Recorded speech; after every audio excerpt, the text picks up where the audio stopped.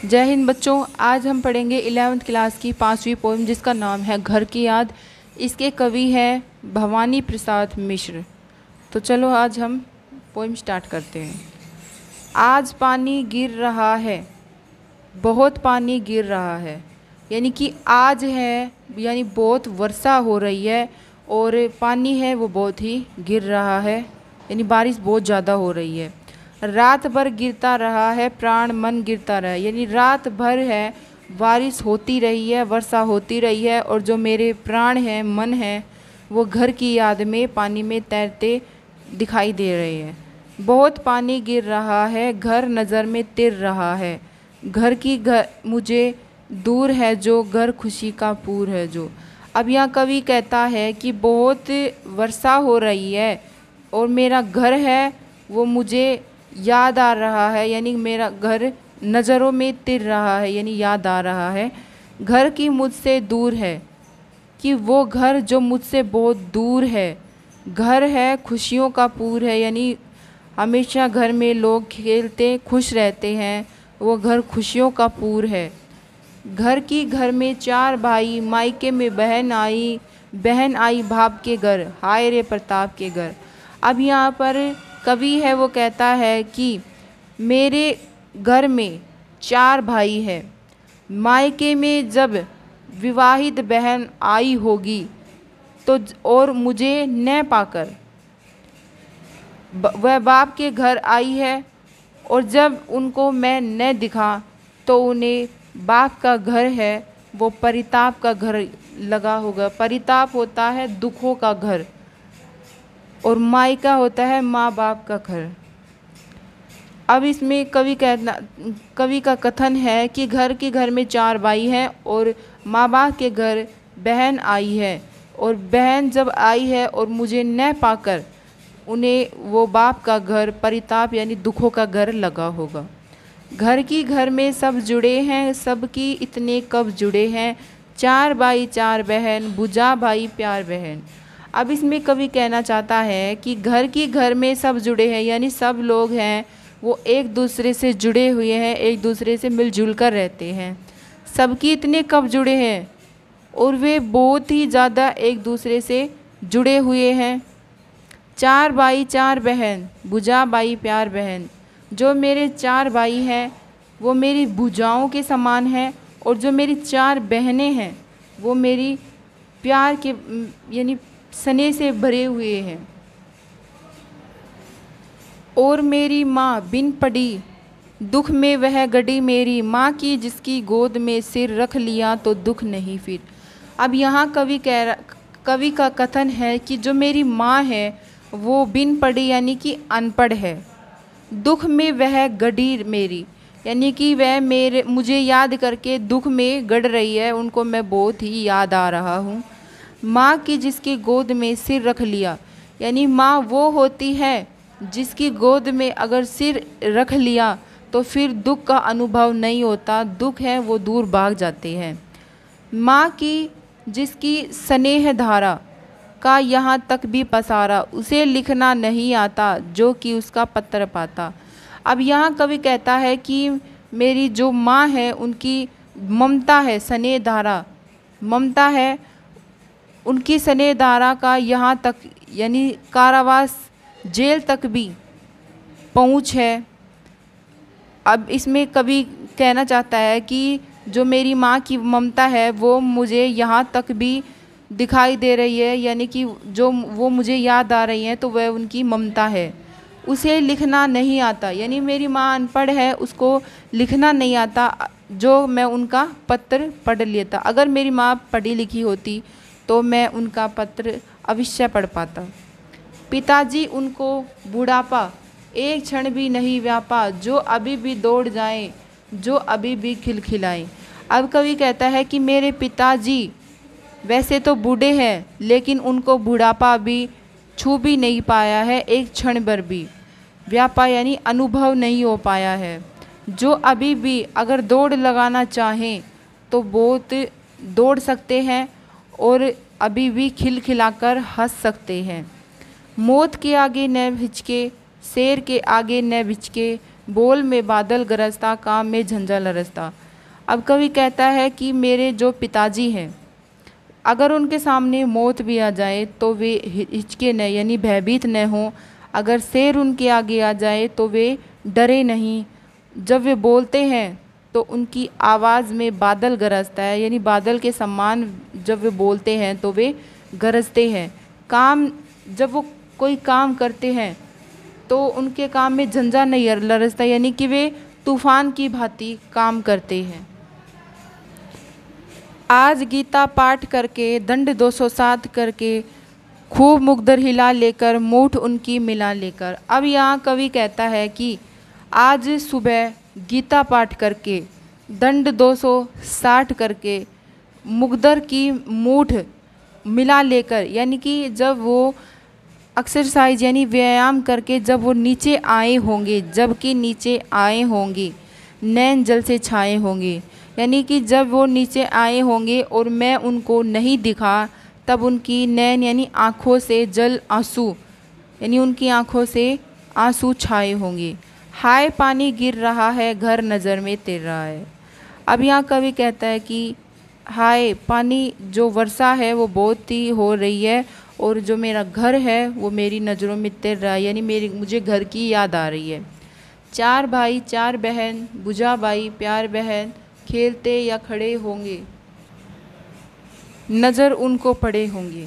अब यहाँ कवि कहता है कि चार भाई चार बहन हैं, जो मेरे चार भाई हैं वो भुजाओं के समान हैं, और जो चार बहन हैं वो मेरी सने सने की धारा है। खेलते या खड़े होंगे, नज़र उनको पड़े होंगे। जब वो खेलते या खड़े होंगे तब मैं उनको नज़र नहीं पड़ा। पिताजी उनको बुढ़ापा एक क्षण भी नहीं व्यापा। जो मेरे पिताजी हैं उन जिनको अभी बुढ़ापा एक क्षण भर भी व्यापा यानी अनुभव नहीं हुआ है, वे रो पड़े होंगे। यानी जब वे मेरे चार भाई और चार बहनों को खेलते खड़े देखते हैं और मैं उनको नहीं दिखाई देता, तो वे मुझे याद करके रो पड़े होंगे, यानी पांचवे का नाम लेकर मुझे याद करके रो पड़े होंगे। पांचवा मैं अभागा, जिसे सोने पर सुहागा, पिताजी कहते रहे हैं प्यार में बहते रहे हैं।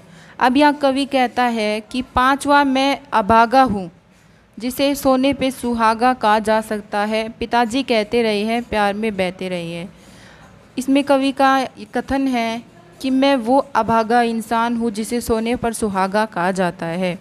पिताजी मुझे याद जब करते हैं तो वे प्यार में बहते रहे हैं, यानी उनकी आंखों से आंसू आ जाते हैं जब वो मुझे याद करते हैं।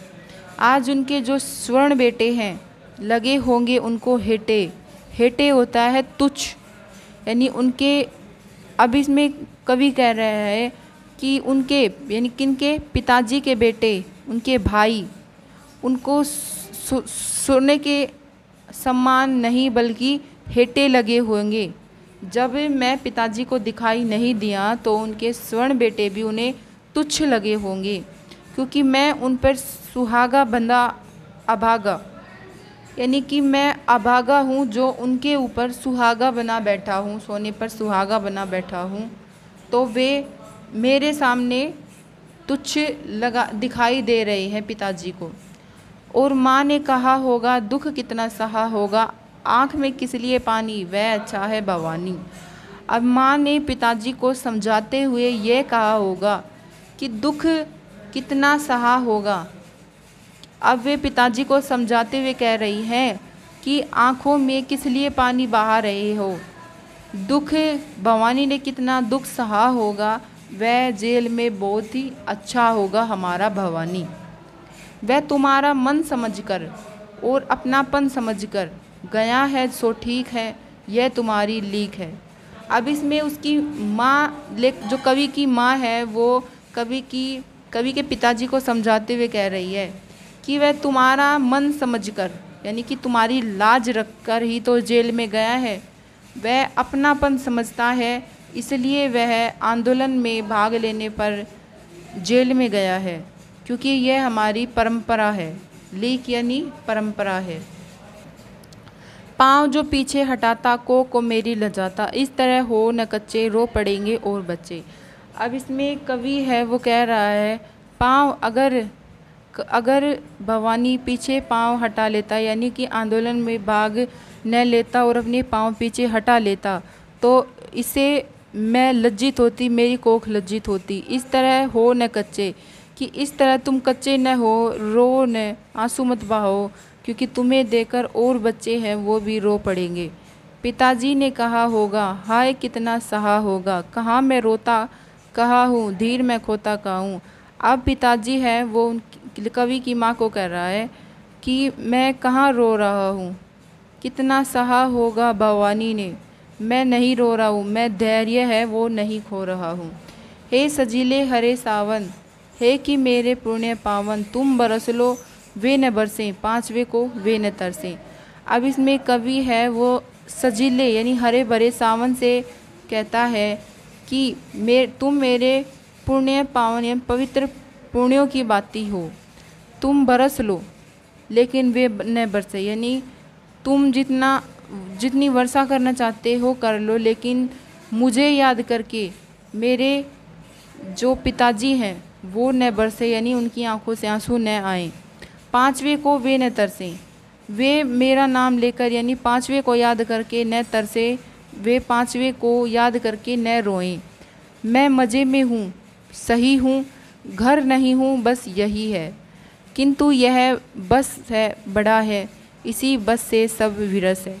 अब कवि कहता है कि घर जाकर सजीले सावन से कहता है कि घर जाकर ये कहना कि मैं जेल में हूँ, मज़े में हूँ, घर नहीं हूँ, बस यही बात है, किंतु यह जो बस है वो बहुत बड़ा बस है, इस बस से सब कुछ विरस यानी कि निराश है।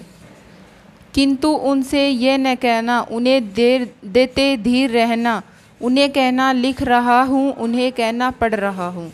अब इसमें कवि है वो सजीले सावन से कहता है कि घर जाकर उनसे ये मत कहना कि मैं यहाँ पे धीर खो रहा हूँ, धैर्य खो रहा हूँ, उन्हें कहना बस लिख रहा हूँ, यानी कि कविता पाठ कर रहा हूँ, उन्हें कहना पढ़ रहा हूँ।